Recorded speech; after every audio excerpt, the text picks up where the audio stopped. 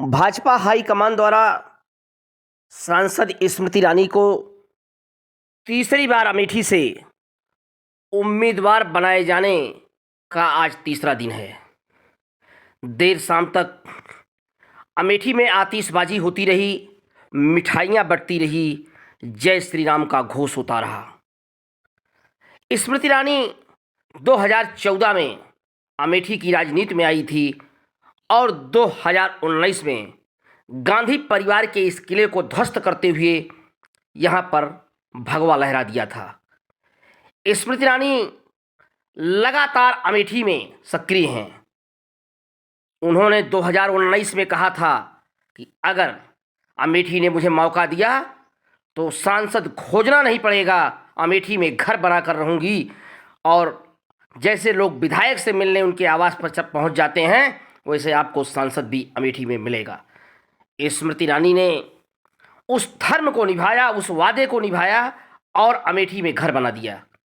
घर की प्राण प्रतिष्ठा भी हो चुकी है। अब स्मृति ईरानी वहीं पर रुकती भी हैं आकर के और वहीं से अमेठी की राजनीति को अंजाम दे रही हैं। लंबे अरसे बाद यहाँ पर अब कोई गांधी परिवार की चर्चा करने को तैयार नहीं है।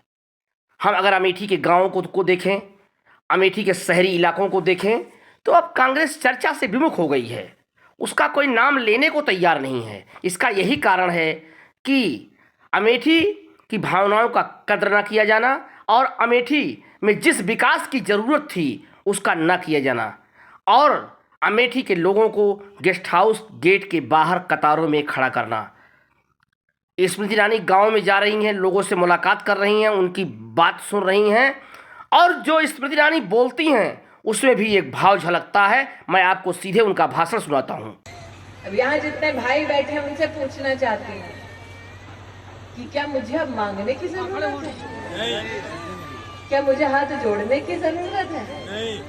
अगर बहन का मान है तो बहन को आशीर्वाद खुद लोग देंगे, क्योंकि मैंने इतनी तपस्या, इतनी सेवा की।